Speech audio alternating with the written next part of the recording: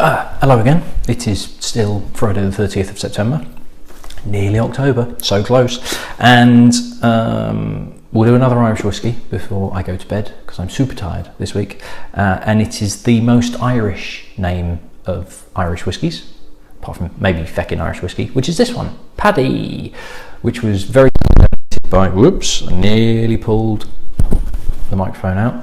I hope you didn't pick that up. Chris Cook, Chris and Lindsay, thank you very much for the donation. And this particular whiskey it's actually named after a guy called Paddy. And Paddy is and a lot of people probably know this, but Paddy is quite a well-known sort of almost pseudonym for Irish men. The history behind this is actually a company called the Cork Distilleries Company that was founded in 1877. And there was a gentleman called Paddy Flaherty who looked like this. Unfortunately, he's not Paddy O'Flaherty because that would be about as Irish as you could get. I am not going to try and do an Irish accent. I won't embarrass myself or any Irish viewers watching because I would probably highly offend them. But yes, Paddy Flaherty, about as Irish a name as you could get, was hired as a salesman in 1882, and he was fantastic at his job. Just got on with everybody, was generous, bought everybody drinks, got them buying stuff, was such a good salesman that in 1912 or 1913, depending on where you read it, what was known as the Cork Distilleries, I've got to double check this because it was a right mouthful. It was called, bear with me because I found this, Cork Distilling Company, Map of Ireland, Old Irish Whiskey. Real catchy name. So in 1912 they went, you know what, Paddy, you're doing such a good job, we're going to name it after you and we're going to call it Paddy. So the Cork Distilleries Company owned, and the company kind of has become part of Irish Distillers, owned the old Middleton Distillery, which is here. And Middleton as a distillery, they do Jameson's, they do Redbreast, which is coming up in the challenge and I'm very looking forward to because it's fantastic.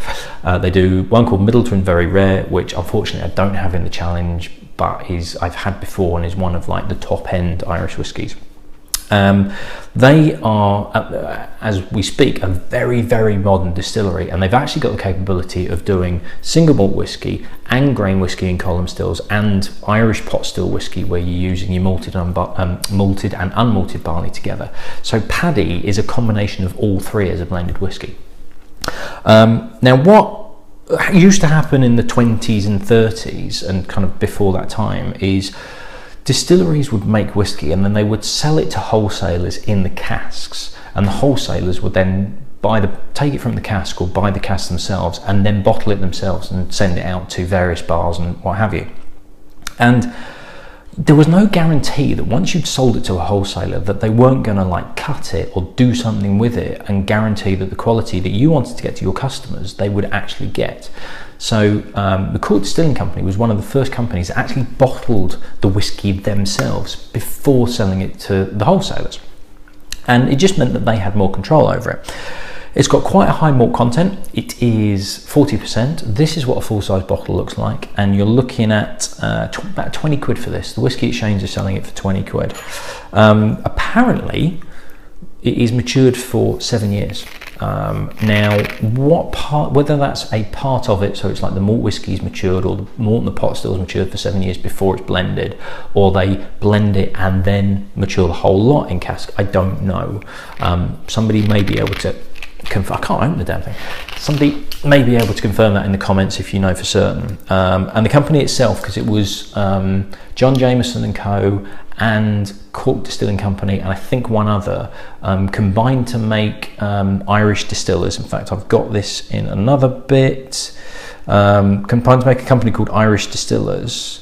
Who was the other one? Oh, John Power and Sons as well, which is another big name in Irish whiskey. And Irish Distillers eventually has become part of Pernod Ricard. So this is now part of Pernod Ricard. So it's been a while since I've had Paddy, and I'll be honest, I can remember having it and it being a very generic Irish whiskey, but let's see how it stands. Now, I'm always a bit unsure about plastic bottles, but to be honest, it's what's inside that's more important. So let's see. In terms of the colour, again, I still don't know if they're adding colouring or not. Not too dissimilar, to be perfectly honest, in colour to the Kilbeggan that we've had previously. It's light, it's bright, it's a white winey colour. It's not too dark, but it's quite fresh looking. Now, there's a bit more of a graininess to this, but there is also the classic, to me, always associate this with Irish pot still whiskey, is blackcurrant, starburst, opal fruits, whatever you want to call it. That kind of juicy blackcurrant, concentrated,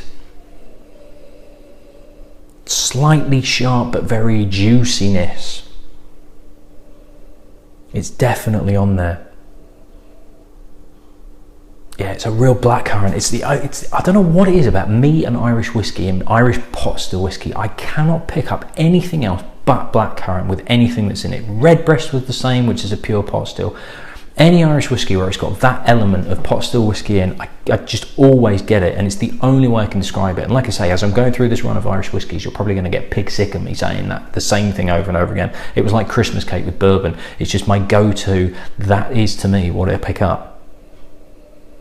Having said that, there is a slight graininess to it, almost slightly metallic edge, but there's a softness underneath as well. It's a very light honey. It's not a bad nose at all. It's not sharp, it's not back of the nose or anything like that, whereas the Kilbeggan was getting a little bit sharp on the nose. This is tempered down a little bit.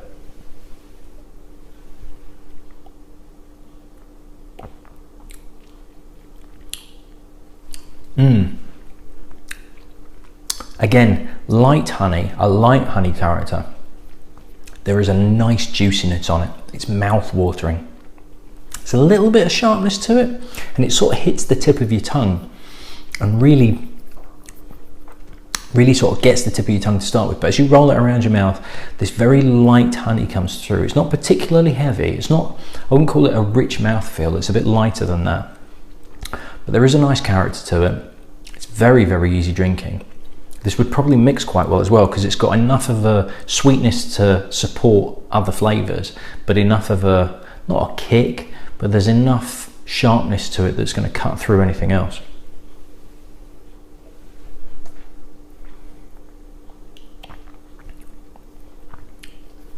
It feels like it's lacking something more towards the finish.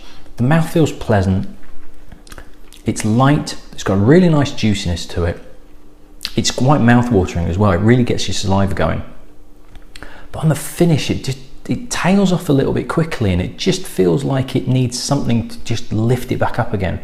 Whether it's just a bit more richness or just something on the finish, just to tail it off and finish with a bit of a flourish. Whereas it dies off quite quickly and it just goes a bit flat. But all in all, to be honest, I mean, it's a 20 quid Irish whiskey. So we're talking about the kind of, you know, bottom shelf Irish whiskey, not dirt cheap crap stuff, but the entry level of Irish. So you're looking at kind of this and probably, you know, ordinary Jamesons and Bushmills and that sort of thing. And it's perfectly serviceable as an Irish whiskey. It would work all right as a mixer, but on its own, it does the job. There's nothing particularly outstanding about it. The Kilbeggan that I've just had this limey character, which really made it stand out. This is almost stereotypical generic Irish whiskey. This would be a great introduction to Irish whiskey, so there's nothing wrong with it per se. It's just, it's lacking a little bit of an identity all of its own.